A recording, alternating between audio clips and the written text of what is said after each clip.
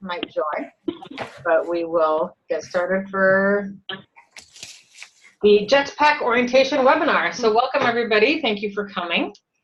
This webinar, the purpose of this webinar is to introduce you to the JETS digital curriculum, which offers both digital courses for students and for teachers.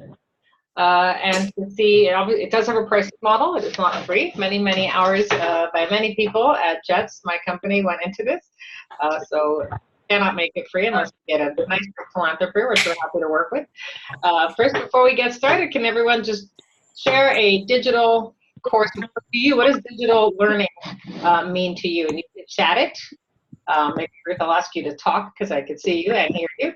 So you could say yours, but everyone else, if you want to chat, or you could also, a digital learning course, if you ever taken one, if you ever seen one, what does it mean to you? Hi, I'm Ruth from Winnipeg. For me, digital learning is that you use modern media and that you integrate them into your classroom and courses, and that you ask your students to do projects with them. Great. So thanks for that wonderful introduction to our courses. I didn't even pay her to say that, and she said it so well. Okay, Adina, what about you? You know what? My brain was in the middle of getting my papers ready. Okay, no welcome, Panini. Go ahead. The digital age now is incredible. It has transformed. I'm teaching music in Yeshiva day schools for 20 years. And it's just incredible what you can take, you take the right things and implement them into your classroom. And you can really bring, some kids are visual learners, audio, visual. It's just amazing. And being able to keep their attention. If, even a 2-minute power pop of something digital, and you can springboard off so much. So that's what it means to me. Wonderful. These are all great introductions to my course. So what you're saying so far. No commission being passed around here. Panina, do you have any audio?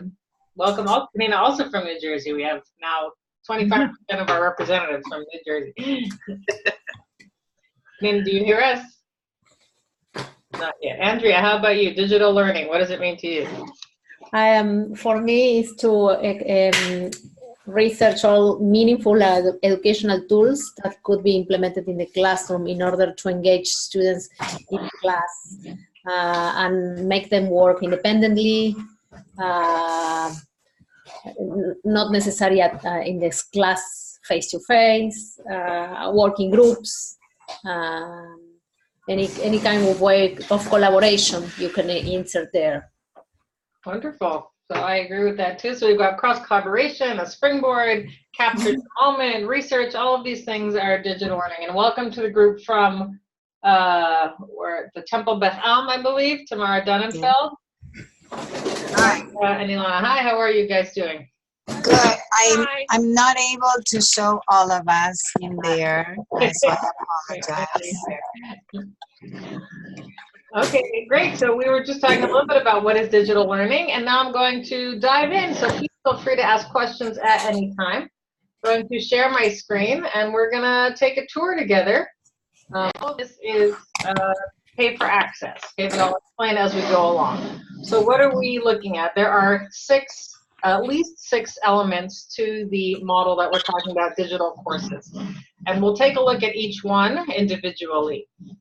We have JSTEAM Hub, which I believe some of you are already members of, and we'll take a look at those. Are only JSTEAM sessions. There are currently about 10 or 12 before the Chagim. These are the JSTEAM sessions. Some of you are already members of it. So some are for each Chag. Some are more like, arbitrary. You can do the global water crisis. You could do it now. You could do it on Simchat Torah. You wait till Parshat Noach when we talk about water. This week's Parsha, actually, in Shul, they read about how Eretz Yisrael has water, but is also dependent on rain. So that's a segue. And the rest are based on holidays, except for there's one Parshat Noach that's also based on Noach. And these are for teachers. These are, what does meaningful integration mean? What does it mean to integrate curriculum? And it's for teachers to sit and do on their own. You could do it at a staff meeting. You could do it on your own. You could ask certain members of the staff to lead other people in it. And this one is what exactly is collaborative learning using Chavruta in the cloud in different ways and tools that you can use to maximize collaborative learning is what you said. So that's JSTEAM. We currently have 35 schools who are part of our JSTEAM hub. So we're looking back, that's JSTEAM. The online Mensch, that is a course. I believe Andrea is a member of that, and Panina is also, I think, becoming one. What is the online Mensch? What would the online Mensch do? It is a course on Jewish digital citizenship, and we'll take a look at that. It is 4 grades. We targeted grades 5 to 9. We are doing a course for older grades.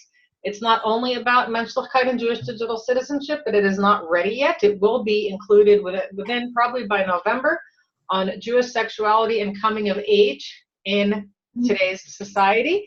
That will be targeted for grades 9 through 12, should be ready by latest November. The Blended Learning Bank, now that represents a whole bunch of courses, which I'm going to share my screen again. That represents an additional series of courses, Celebrating Holidays in Jerusalem, which is about a young girl going on Aliyah LaRegel, how to celebrate holidays in ancient times. That was actually me and my daughter dressed up and wore all white and went to the old city and pretended we were in an ancient marketplace. This is one of the ebooks, A Biblical Master Chef, which we can take a look at, Yerushalayim, Purim, Israel, Holocaust, Old City, and Israel. We also have additional Holocaust courses, which will be uploaded, and additional Israel courses, and that is called the Blended Learning Bank. This is over 100 hours of student activity, the Blended Learning Bank. JSTEAM alone and online Mensch are about over 50 hours of student activity. Okay, and so that's Blended Learning Bank, online Mensch, JSTEAM. Next is the EdTech Toolkit, and we're going to go over these again. I know I'm going fast. We're going to go over them again. Welcome, Justin, and welcome. Oh, Aaron's on a different system. Okay, the EdTech Toolkit is this. It is gated on our website now. Different questions that teachers ask us constantly. How can I type with Hebrew vowels? Which recording tools for free? Team projects, sources for Torah text. And then on the bottom, I'm just going to mute you, sorry, because it is a bit echoey. But if you want to unmute yourself at any time and ask questions, then please feel free to do so, or you can chat and hopefully I'll see it or just wait. Then on the bottom it has you see about 30 different tools, and if you click on it, it tells you the tool, and often if you click on the tool itself, it will tell you an example of how to use that tool in a Jewish studies classroom. Okay, and then we have our WhatsApp group. Already, I think Panina is a member, and Andrea. Our WhatsApp group is on your phone. Do all of you have WhatsApp on your phone? So once you become a member of all of this, you can join our WhatsApp group, which has over 160 educators around the world. It is very active. We do recommend muting it because I have people in Australia and South Africa. It literally can go off 24/7. So it is muted, but any question you have about educational technology or digital learning, or, hey, someone posted once, we're in Seattle, we're going on a boat ride, a cruise, or taking our students on a cruise, and we want Jewish content for our boat ride. What do you think? And people wrote in Noach and Agunot and sailors and all these different laws of traveling while aboard ships. And it was like this lesson plan was kind of, wow, created there on the spot. So that's WhatsApp. So that's a very brief overview. I'm going to hop to a minute to pricing so you can now categorize it. No problem, Aaron. I'm going to hop into pricing so you can categorize it, and then we'll go look back and look at some of the actual courses. And if you want to look at one course, you're like, oh, wow, that looks really interesting, please let me know, and we'll take a look at that too. So what is the pricing model? So I'm going to start from the top one, from the 1,090, that's for the year, or $119 a month. This is for your entire school, for your entire staff, okay, everybody. So what do you get for the 1,090? If you pay tomorrow, great, I want to join 1,090, what do I get? You get JSTEAM. So that was this. You get all of these classes and the teacher one. I have an index here, which I will send you. This is like an index of what each course is, the topics it's good for, the grades it's good for. Many of these have already been tested in the classroom, and they've been very, very successful. You get JSTEAM, you get the online Mensch, which we talked about, and we will look at also in a few minutes. You get the blended learning bank. You get all of these, okay, for your whole school. Some are for younger grades, some are for older grades. Like I said, the sexuality course is coming, more Holocaust courses are coming, and all of this. And we release courses every month, and we tell you what we're releasing every month. And we have webinars every month to explain what it is you're getting. So that's the bank. Free JETS PD webinars. So so that's for all of this. The free JETS PD webinars is that throughout the year, some of you have taken courses with me already. I teach a course called No Teacher Left Behind. I teach a course called Tablet to Tablet Tanakh, which is how to use technology and really bring alive your Tanakh class and teach skills with technology. That's a 3-week course. I'm teaching a course called Ivrit Innovation, which is tools and methodologies to improve second language learning with a focus obviously on Ivrit. And all of that is included in here for all of your teachers. They can all sign up right now for the whole year. I have the dates ready. I send you the form. You sign in. Everyone can do it. You get JETSPack for 5 people in the Pro package. And once you take the PD classes, if you want mentoring, if you want to meet with me, I also do instructional coaching for another organization, and I've done it for hundreds of teachers around the world. We meet. We set times to meet in half-an-hour blocks. So you get up to 4 meetings. That's 2 hours of your teachers. I don't care how many come to the meeting, whoever you want. And we talk about whatever it is you want to talk about with digital tools. And then when I come to the States and Canada, I go to Montreal. I've been to Toronto. If you want me to come to Winnipeg, happy to talk about it. You get 50% off of on-site workshops. So that's the main package. The middle package, you get JSTEAM, Online Mensch, the EdTech Toolkit. Remember that was, where did that go? I knew that this was going to happen to me at some point. No. All right, here it is. There we go. You get the EdTech Toolkit and the webinars for, this is actually a mistake. Sorry, this is not going to be here. This is only here. The Tanakh Tablet to Tablet, the No Teacher Left Behind, and the Ivrit Innovation is only in the Pro package. It is not in the Premium package. Oh yeah, here it is. It's updated now. And you get an ebook, which we have 2 ebooks. One is called EdTech by Design, which is if you, and we recommend that admin reads it, how to kind of plan your digital learning and training and infrastructure. It's a short book. It's 4 chapters, all online. You can print it if you want. And we also have an ebook on Parshat HaShavua. So every week you get like little updates for Parshat. You get 1 for the premium. You get 1 person on JETSPack, and that's it. And the basic version, you get JSTEAM, Online Mensch, and the EdTech Toolkit. Okay, even in the basic version, you get webinars every month that explain JSTEAM. Okay, so that you get if you join basic. If you want the PD webinars, that you only get if you join the Pro. Okay, I'm going to pause here for any questions, thoughts, comments, or feedback, or if you want to say, oh, I really wanted to see that course. If not, I kind of have some that I've outlined. Anything? Okay, so let's take a look at the Online Mensch. Again, this is grades 5 to 9. This is what one of our digital courses looks like. Once you get it, you press Start Course. If you press these 3 bars, it will go full screen. The Online Mensch has a teacher edition, a student edition, and a parent edition. Hello, Hadass, welcome.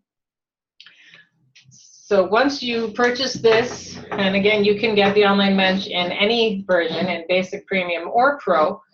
It's yours. You can send it to every parent, every teacher, and you can do it with the students. So we can take a look at the, I don't know, whichever one you want, unless somebody shouts out.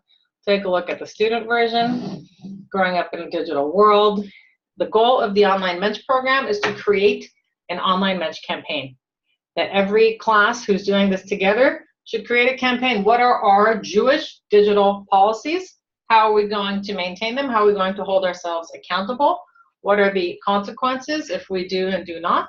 And JETS is running a global Online Mensch campaign. We are asking everyone. In here, in this course, is embedded Google Forms and submission forms and outlines and everything. And guidelines, and you just submit it here, and we ask people to submit by November 5th. We'll announce a winner by the 16th. We'll make a little digital badge. We'll send you guys a prize, a little digital men's trophy, and that's to help you do it.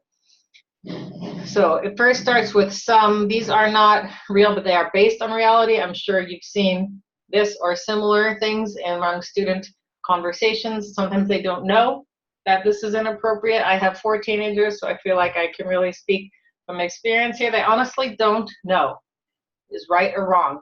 Is this lashon hara? Is this gossip or not? And we need to tell them. We need to educate them, but it's done in a hopefully a fun way of the course. So here she's bad-mouthing this kid who was trying out for the team. People talking about different subjects whom we may or may not find interesting, but to like it and share it, that's a flag. You don't have to comment, you don't have to say anything, or you can be an upstander, which is obviously the best form. My kids also tell me, Mommy, Facebook is for old people. So Facebook might not even be their favorite method of communication. Instagram, it might be more likely, but I keep it on there because it's also for parents, this course, and they do see that, and they might not say that, but they say other things. Just a chat between 2 kids about they don't like what she's wearing. I remember saying that as a kid, but now when it's there forever, that's harder to deal with, and it doesn't mean it's right just because I did it. It was wrong then too, and someone should have stopped me then, and now we have the wherewithal to reach all our students. So this is 7th grade. All the kids are going to ditch except for 1. So what do we do now? We have that, and we're going to watch this short little video about another example. This is a story about Kristen Lane. And Kristen was a junior at the time and wanted to sell her, was going in to become a senior and wanted to sell her prom dress from her junior year in order to get money to buy a prom dress for her senior year. So she posted a picture online and asked for people to buy the prom dress. Unfortunately, what she got was a series of people who were making horribly hateful comments about her, making fun of her weight, making fun of her looks. She responded the way you should, as appropriately as possible, but it was relentless. It didn't stop. They kept going, kept bugging her, kept pestering her, kept cutting her down. And you've heard enough stories like this by now that I could probably stop here and you could probably tell me the ending. So we stop it there. I'm going to leave you hanging for a minute. What do we do now? Okay, so that was like getting us all depressed about what there is and how do we stop it. And these are our Jewish sources. Again, this is, of course, about being a mensch, which is a Jewish word. Well, it's Yiddish, but how do we include it? So we have 4 sources here in this course. Lo telech rachil be'amecha. Don't be a gossip monger. That's a strange word in English. What is a gossip monger? Don't badmouth, don't rat people out, don't, whatever it is you want to say. It's called Lashon Hara, you can call it Lashon Hara. Havei danat kol adam l'kaf zichut. Judge every person favorably, respecting others. Ezehu mechuban mechabed et habriot. And ubimkom she'en ish yishtadel lihiyot ish. So each one of these, as you can see, has a pulsating dot. Each one has both text on what are the cultural traditions of Lashon Hara that maybe people don't know, that you should not text inappropriate comments, you shouldn't speak badly at someone else even if it's true, things like that. And each one also has a video, each one of these. So we'll just watch one of these shortly.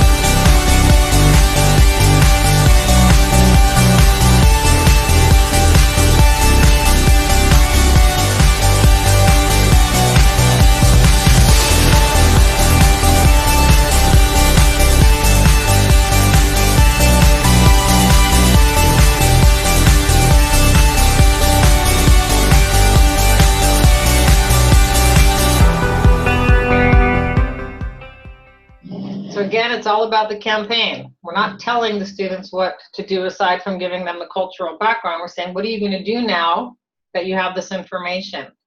Add it to your campaign. Create a campaign. What does your campaign look like? Hopefully we'll get 30 different entries from 30 different schools. It'll all be very different. One's a poster, one's a video, one's a skit that they made, one's something they did at parent night, whatever. But each one should be, wow, we realized this was inappropriate behavior. We said this wrong. We shouldn't do it. Now we know that's called Lashon Hara, or that's called not respecting people favorably, and this is what we do. Now there's a picture. Can I jump in for a minute? So Yes. This is actually a picture. This is a painting done by an artist here in Passaic, Clifton, Mayor Kruder. He is incredible. This is a picture that is in my dining room.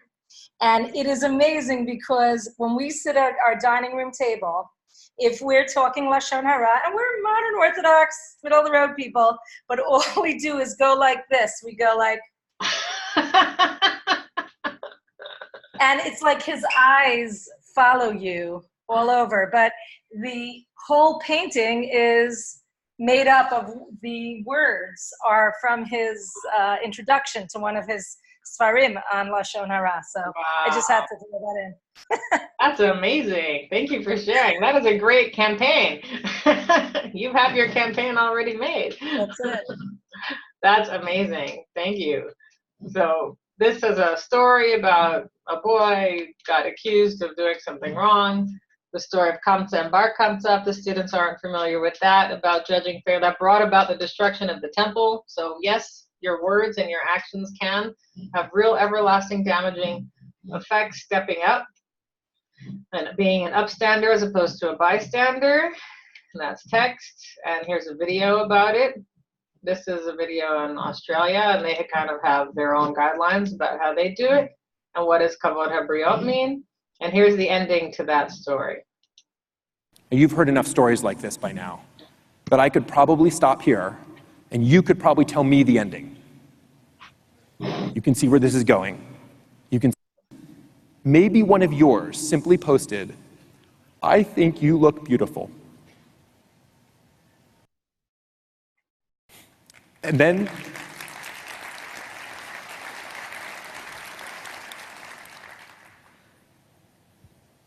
as the father of a teenage girl, this story hits close to home. And then got others to do the same. And before you knew it, people started flooding her with comments about how wonderful and beautiful she was. And in a statement against cyberbullying, people began contributing and pouring in contributions. Kristen ended up making $5,000 and used that money to help buy dresses for other people in her school that couldn't afford them. So there's at least a happy ending to that story, showing kids that they can do something. So the course goes on. It recommends, these are basic guidelines for digital etiquette. And again, I want to do other courses today, so it gives, a checklist of what you can do. Talks a little bit about J.K. Rowling. I'm a big Potter fan, so anytime I see her doing something that she stood up for Judaism, religion, not a race, that's what she wrote. Anti-Semites is a clever argument where atheist Jews exempted from wearing the yellow star. So she was being an upstander because of her status in the world. When she writes something like that, that obviously makes more of an impression. And here's a little activity for the kids. They have to, put this in the right place. And this can be done. We say that student course is a 3-hour course, the teacher course is a 3-hour course, and the parent course is a 2-hour course. All of them have the same beginning until now. This thing with the stickers, only the students have, the teacher does not have that, the parents do not have that. And you can do this as you like. You do it once a week for 3 weeks, you do it on Rosh Chodesh for over 3 months, although we prefer something a little bit faster. You could do it in a week. However it is, you can send some home. So you do that, and then what we call practice scenarios. What would the online mensch do? Service at Kosher Haven last night was awful. You and your family aim to post a scathing review. What would the online mensch do? And in the teacher version, this is in a Padlet where teachers can see each other's responses. And some teachers wrote, well, look up the laws of Lashon Hara first, give them the benefit of the doubt. Perhaps they were short-staffed. Maybe someone didn't show up for work that day. Maybe somebody wasn't feeling well. When you post a scathing review, what are the ramifications of that? You could actually really hurt someone's business. And is that really your goal? You had bad service one night. Does that mean you need to shut down his business or give him a low rating and things like that. So there are 5 or 6 examples on this, and this is all anonymous. So students can post this anonymously. We will tell you if you want to know what your students wrote, because it's a Google form that comes to us. If not, you could just kind of use it as discussion boards. You could also do it in class, write your answer on little notes, put it on make it on a gallery walk. You know, I would encourage this to be anonymous so that students can write their thing. Writing up a teacher on privateschoolreview.com. Plagiarism, there's a big one. That happens a lot. And shaming girls, kind of like the video we just saw. Again, having this be anonymous and online, I think, is a huge benefit. Takes a lot of pressure off. Shy kids can speak.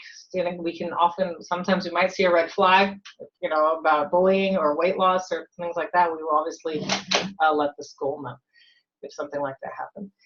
What's your number one guideline to being an online mensch? This is open to the world, so everyone can write their own. And these are some schools that have already participated. And then let's see what you have, what it takes. They have, again, guidelines. And then after that, they submit their campaign. Okay, it's all on Google Forms. Teacher version is similar. The parent version, the only thing different about the parent version is it asks you questions about home use for phones, and it's all in question format. Does your child sleep with your phone next to his bed? Does your child's phone have a filter? If not, click here if you want one. You know, it might be recommended. Do you know what your child is watching? When you suggest the concept of a filter, does your child get very angrily upset? That's a red flag. If you're going to filter my phone, okay, I'm not watching pornography. Your child may or may not have a vehement reaction against phone filtering. They're just kind of like warning questions. And just like basic civilization questions. Is your child's phone allowed to beep during dinner? Is it allowed on the table during dinner? Is it allowed when you walk in the house? It has a bunch of questions like that for the parent version. I'm going to stop now at Online Munch because we have other courses we want to get into. But just I'd love to hear your feedback while I get that ready. How does it look to you? Does it address the issues we needed to address, or is it missing something? Okay, I'll unmute you all for a sec. It's here. Okay, go for it. Well, that's a different question. Are you liking Atlanta? Yes. That's awesome. Sorry. Ruth, you want to start us up? That's probably more important than missing something else.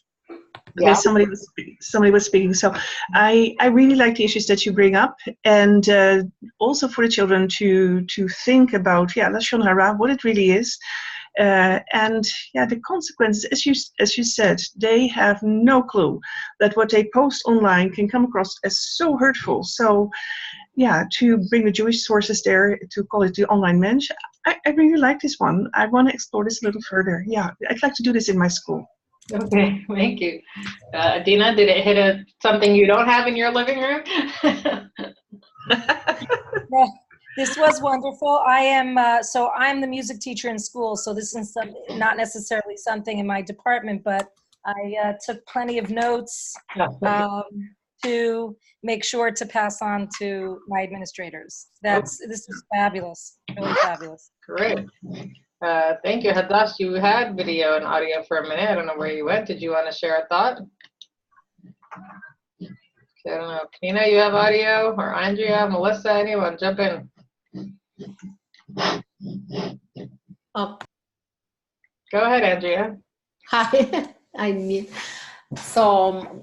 We're always thinking, well, especially this at the beginning of the year, we're going to work on digital citizenship, and these examples are wonderful in high school or even like all kids in the elementary, in order to consider these topics that are really, really hot this year. Yeah. Okay, great. Anyone else has another? Ruth, you have a comment? Okay, so we're going to continue. I'm going to move over to JSTEAM now, reminding you where JSTEAM fits. JSTEAM is in all the features, basic, premium, and pro. Online Mensch is also in all the features. So the overview of JSTEAM is we do recommend doing this course first, Weaving a Web, Meaningful Integration. What is it? What's the difference between multidisciplinary learning, integrated learning, not integrated learning, siloed learning, which is how I grew up. I don't know what your schools are, but I grew up math in this room and science in this room and Chumash in that room and history in that room, and never, ever shall anything overlap or cross, and it all has to be siloed in our brain. So the goal of JSTEAM is to bring all of those together. It's like, oh, the world can make sense, and we can be Jewish and scientists and historians and Tanakh analysts and all of these things together. That is the goal, and that's what this course is. So I do recommend doing that one first with your staff, and then you can dive in. And these are all optional. Each course is about 3 hours. Again, it's blended, and each one has hands-on experimentation. It is not meant to be, here's an iPad, see you in an hour or 3 hours. Absolutely, positively not. It is meant to be an experience. Bless you. So Thanks. I'm going to meet you all again. If you do have a question, then please feel free to jump in at any time. I'm starting with music, so Adina, maybe you can find this useful. It's also kind of a shofar-y type of activity. So music makes us feel emotions. That's the introduction. So what the student here does is they click on the headphones.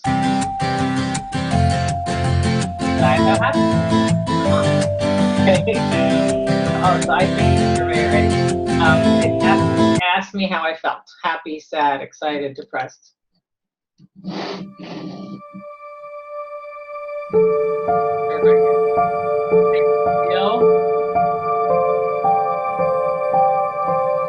Unmute you, yes? How does it make you feel? I would say suspense. Suspense. Okay. Unmute you all.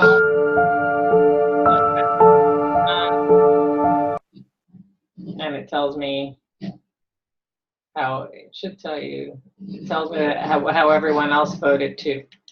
So we had that was the second one. The third one.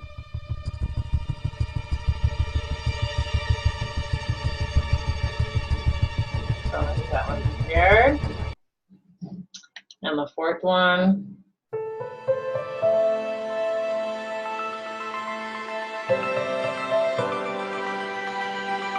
Passionate. Forceful. Grateful. Yeah. Okay. So we have those four. And now obviously you can have a discussion about that. Again, these aren't meant to be by yourself. You can do these, either each student can have a device, or you can have just one on the big screen, and you could take this where you want it to go. And you're a music teacher, so I'm sure you could do this better than I can. I have zero musical talent. I like to dance, if that means anything. I listen to music. I'm also a yoga instructor. So here, hover over it, and it plays it. And then it tells you about the instrument. And it tells you brass and what it does, that you blow into the mouthpiece.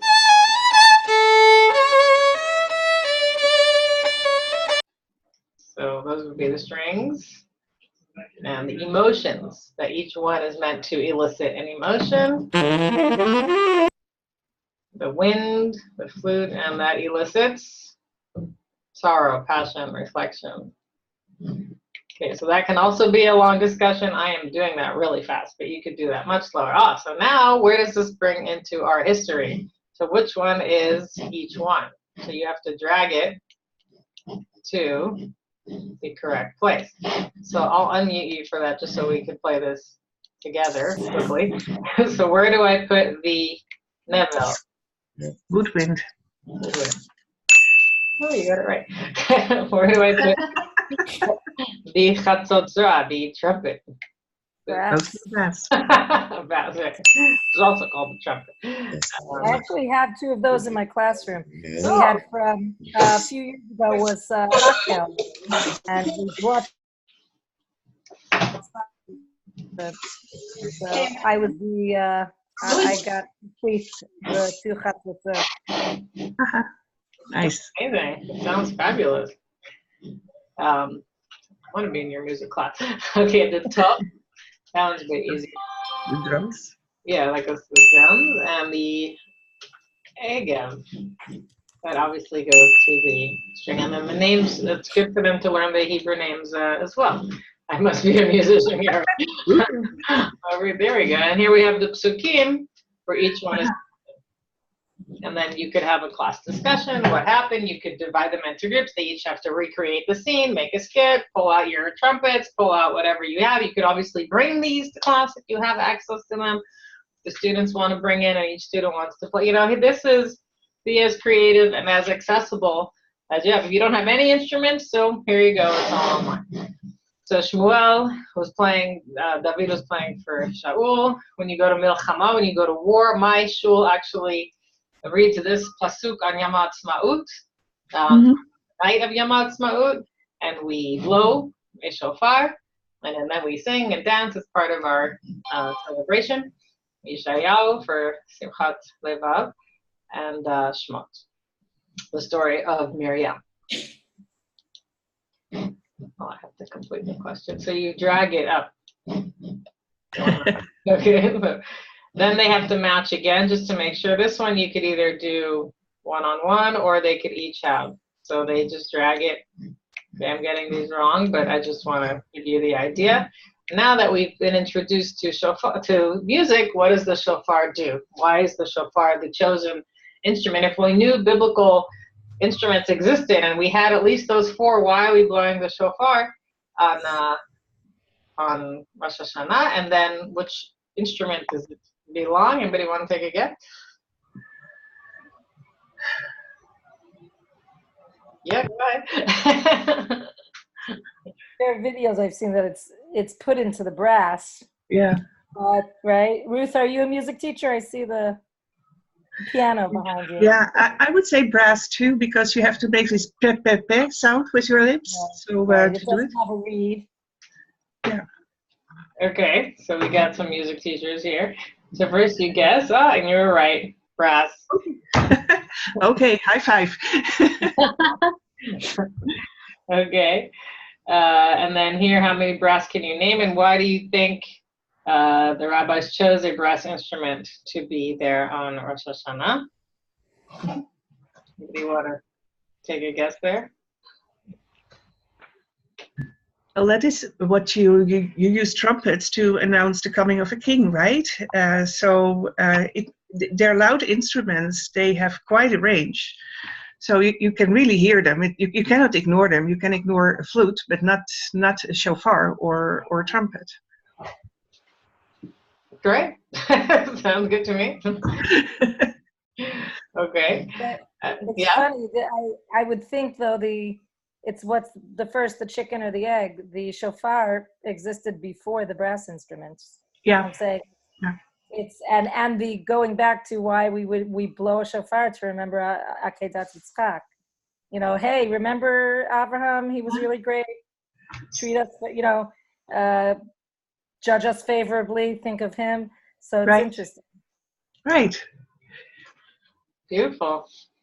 So you would write that there. You could do that as a discussion. They don't have to put it in the Google form. These, again, are just suggestions.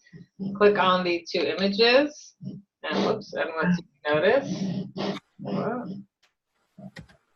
Sorry. Hello. Okay. So you get these 3-hour equivalent continuous sounds, and then you get the you get high frequency and low frequency for them. One is a high pitched sound, very directional, and one is different. And here's the uses. So here we have 4 different kinds of sound. We have the queen, battle, taps, the sad one, and the wake up call.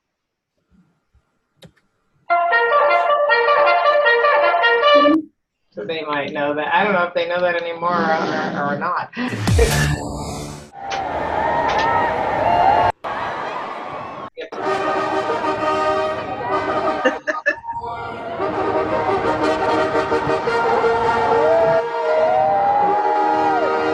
The ceremony, they might get excited. You could point out the dress. Also, my husband is British. My in-laws are British. They take these things very seriously. We watch the royal weddings. We got called that we had to do that. So there's certainly an instance for this. And then how do we blow the shofar? So why is the shofar actually all of these? Why is it the wake-up call, the judgment day, the coronation, and the tears?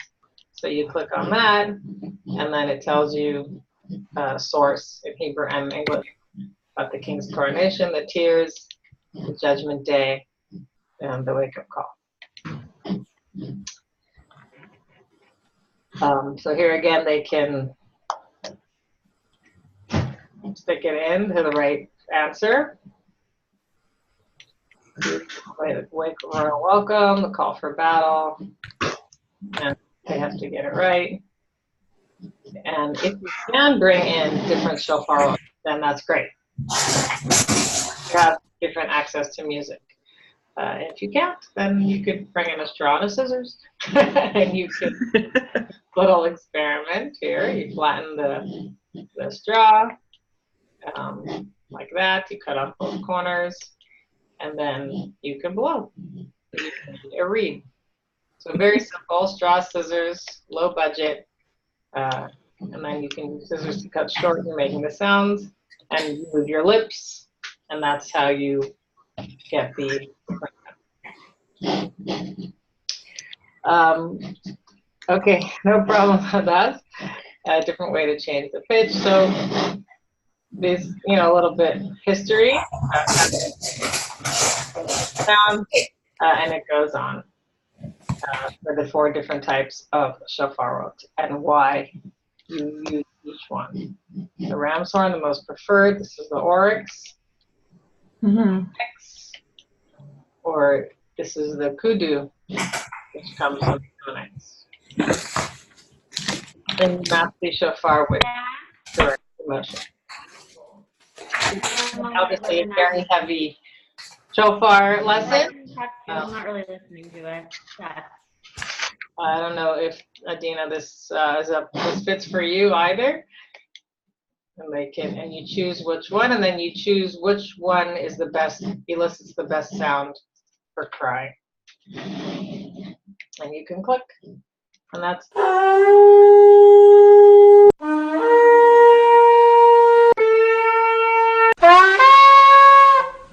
So you just hover over them, and it gives you the sound. And then you have a little activity. Build a musical instrument that elicits the type of emotion that you choose. So, Dina, would this work for you as a music teacher? Oh,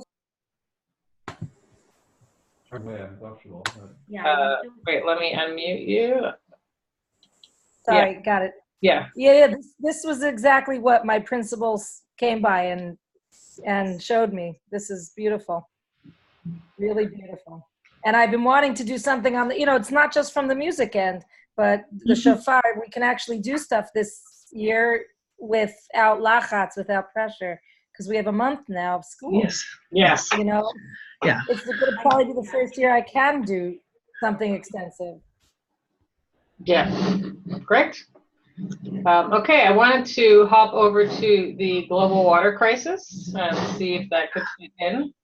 So again, this is a JSTEAM, and then we'll look at something from the Learning Bank, and then we'll call it a day. If you have any questions, I'm happy to answer. So this is the introduction.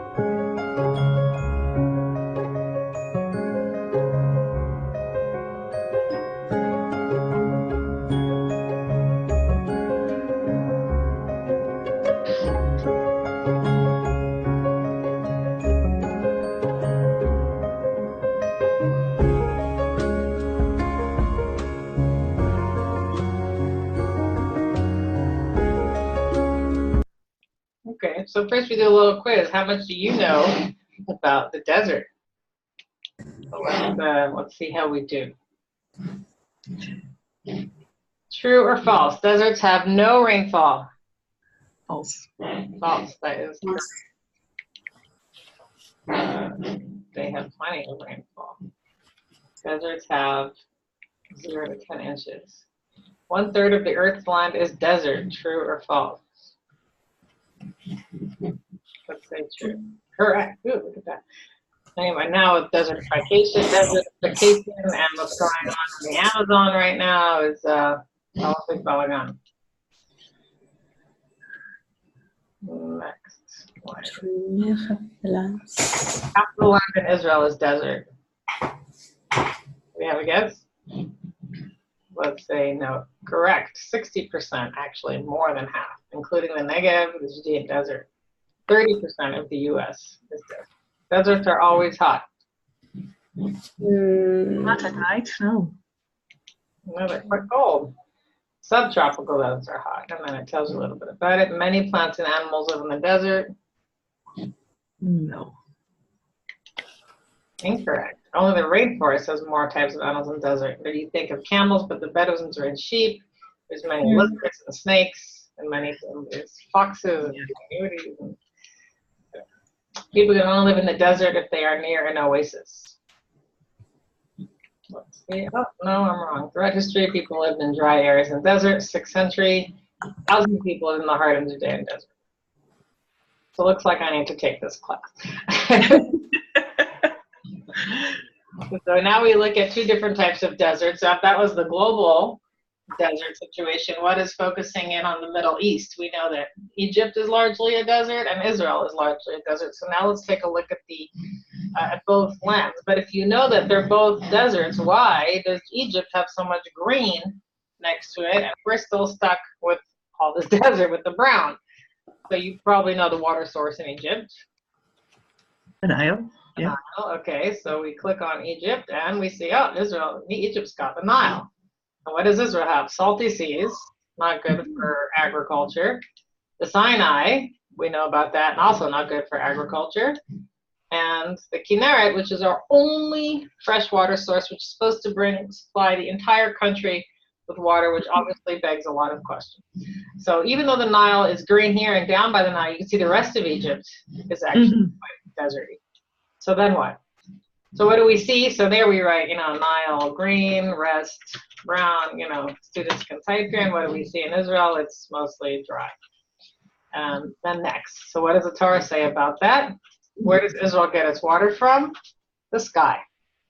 We can do agriculture here, but we are completely dependent on rain. We have a couple of mayanot here and there, but that's not really enough. As for Egypt, they have the Nile, and it's called Gan Hayerik. This was in yesterday's parasha, actually. So they're called Gan Yerik, and we're called, bummer. We have to wait.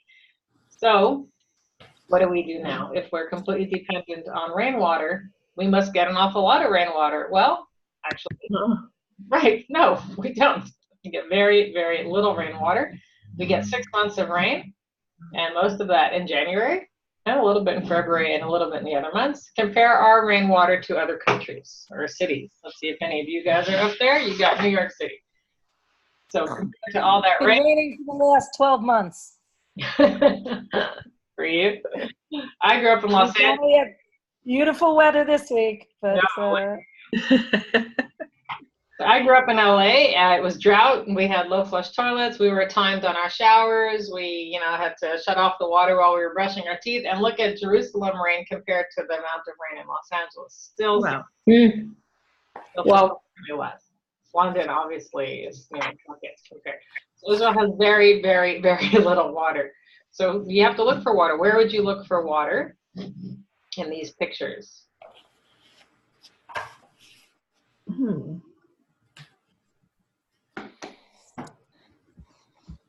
Well, it's green there. So clearly something's going on underneath. And here, there's green here. So clearly something's going on underneath. So students have to write that. Take a look and then how did our ancestors find water in the desert? Same idea. They would look for grain. Yeah. And they would see an animal eating something. Oh, there must be water there. That's called Metzahom groundwater. And then we look at how Abraham dug wells. Why would he dig a well? He would see a little bit of grain. Oh, must be water. And each one of these elements has an experiment on how to do this on your own during class. So Abraham Yitzchak, this is just in Getty. You might have seen this. A mayan is easy to find but rare, and a be'er, a well, is harder to find. So where in a desert can you do groundwater? Can you find that? Here's the experiment on how to find groundwater. You need all these materials. Again, nothing is too expensive. We're used to working on low budgets here in Israel. You take a bucket, you fill it with some sand. If you live near the beach, it's a little easier. You put some holes in it.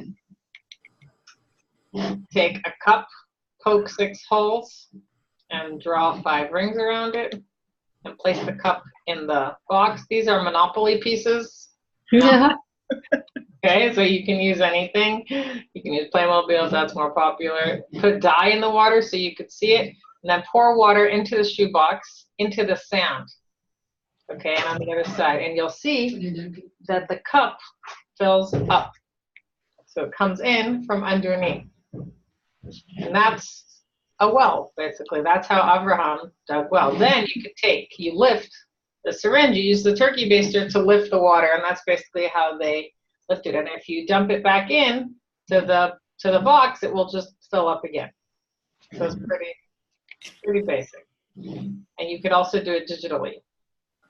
This is called groundwater, and this explains everything here. This is kind of technical, but you can add layers here.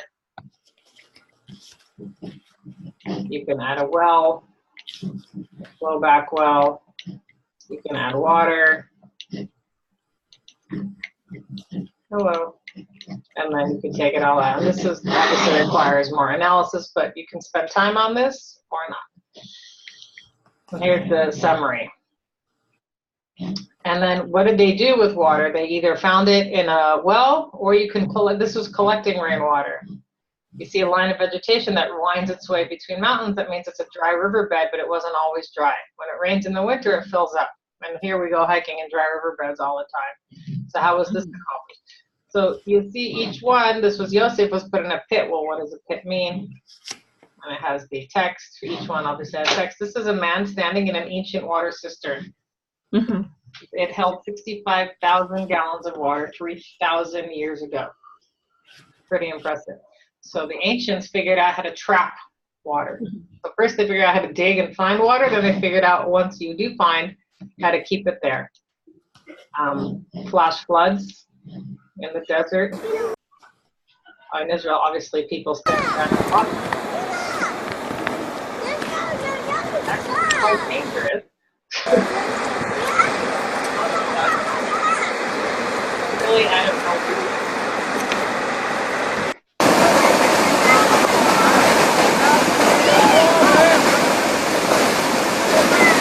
In the desert, and that is very dangerous. They should not be standing there. So that's cool. So each one has here's experiments, how to do this and that. So it's very, you just take these basic items, you cover it all, you pour water over it, and you see where it collects. And that's basically how you put a sponge in, and then you can collect, and that it holds holding water. It's an experiment to hold water. Transporting water. In ancient times, they also managed to transport water from one side to another on Masada, Chizkiyahu's tunnel. You might be familiar, these are some videos about that. This was a whole video about Chizkiyahu's tunnels in the old city. You can go hiking through it. But that's fascinating that he managed to transport water, obviously using slaves in those days, but at least he did it, and it was able to fortify a whole city with water. And then finding water in the air, Tal, and that's a blessing in the Torah as well, and it goes through all of these concepts. And then nowadays, now we have great ways to water conservation. Oh, this is the last one, sorry. When he comes to the well, the famous story of when he comes to the well, Yaakov sees he cannot get to the well, it's covered by a rock. Why? Because the shepherds don't want individuals coming over. They'll take off the rock and everyone will get it all at the same time. It's rationing. Right? War times. My in-laws grew up during the war in England, rationing. They had tickets. Same idea. You come to your line, you come with your ticket, you get your thing. But that was a way to service the community. And it has text, it has explanations, and it has an experiment also for that. So here's the experiment. For that, you use all of these things. I'm just kind of skipping because I want to get to the end. So we see how they did. They identified, collected, and maximized utilization of available freshwater sources, reclaimed, usable, uncontaminated water, etc. So they can play this little game also. This is see.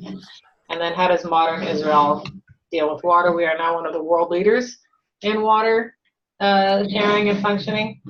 And even though the Galilee is completely undernourished, we still manage to do it through desalination, through Netafim. He's the guy who runs Netafim, the drip irrigation, that it's a little drip.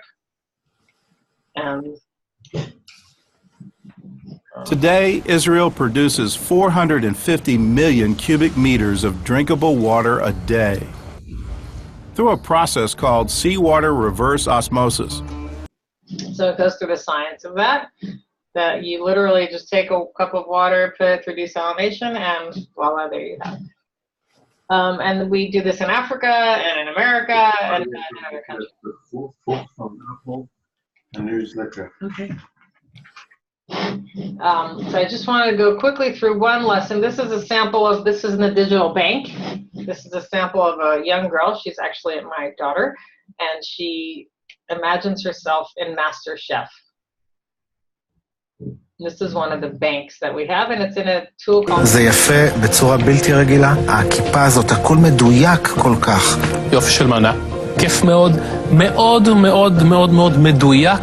בן כמה אתה, דניאל? בן 10. So how old is Danielle? Sorry, but let me just lift this a little bit. How old is Daniel? He said he was 10. So it's built in with this data. Continue. 10? לא יאמן. אני דניאל תירוש, בן 10, כיתה ה'. הגעתי למאסטר שף כי אני רוצה להוכיח לעצמי עד כמה אני יודע לבשל. So what is Daniel doing? He's playing in Master Chef, or he's cooking in Master Chef? Or he's cooking in his house? So he's cooking in Master Chef. Could you cook like that when you were 10?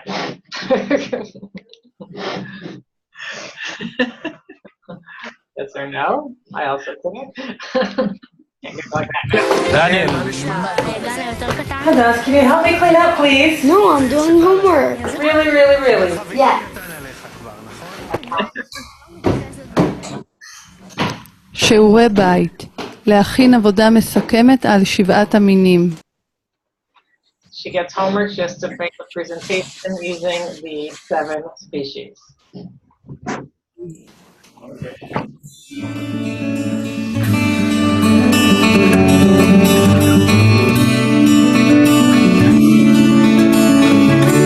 דס, את מאוד מוכשרת. זכית להגיע לגמר של מאסטר שף תנ"כי. נותרה לך רק משימה אחת, משימה קשה, אתגר. את צריכה להכין תבשיל שכולל את כל 7 המינים מהתנ"ך. את מבינה את המשימה? כן. טוב. So you're making sure they understand the assignment. Just to make a dish out of all the 7 species. טוב, לכי ותצליחי.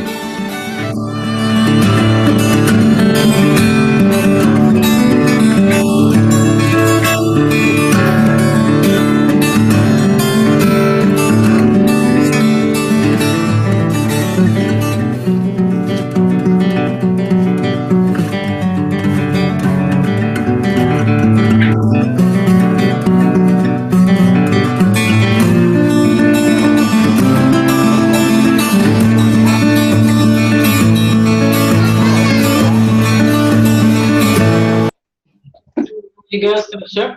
As you can see in Hander here are the questions that you got asked in Ed Puzzle. This is called Ed Puzzle. She goes to the shuk and she has to buy different Shivat HaMinim, and then she goes home and she...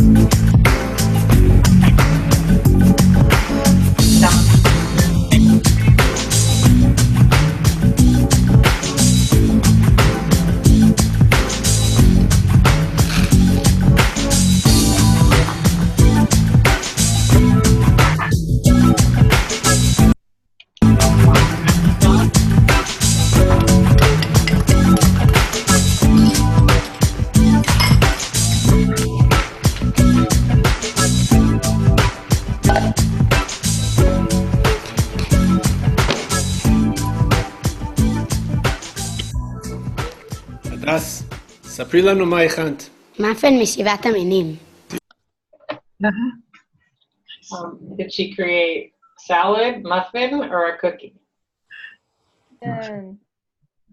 She created a muffin with the Shivat HaMinim. של רעיון. ואיך זה...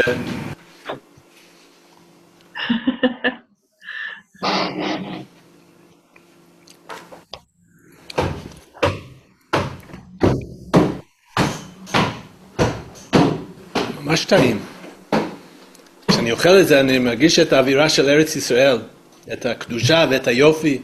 את באמת הצלחת במשימה, וזכית להיות המאסטר שף התנ"כי שלנו. מזל טוב. תודה. That's my little girl. She's 17 today. She died. She saw me showing you this. So that's a very brief overview.